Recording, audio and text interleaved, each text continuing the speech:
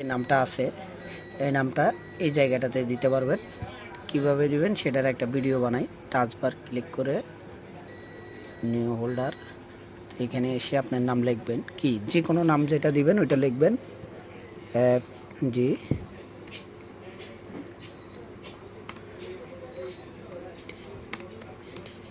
এই নামটা আমি লিখছি, এটা আমি জাস্ট কপি পেস্ট করার পরে আমি অপারেটিং সিস্টেম উইন্ডোজে চলে যাব।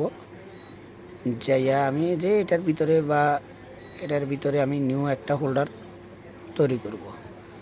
নিউ হোল্ডার তৈরি করতে হইলে এভাবে নেক্সট দিয়ে বাই কপি পেস্ট। তো এটা আমি করার পরে এখানে সেভ, আবার এই নামটা আসছে দেখতেছেন, তখন ক্লিক। তো অলরেডি এখানে নামটা কিন্তু দুইটা নাম শো করতেছে, দেখতেছেন। এভাবে কাজটা করতে পারবেন আপনারা, যদি যারা অনেক কিছু শিখার আছে দেখে শিখে নেবেন।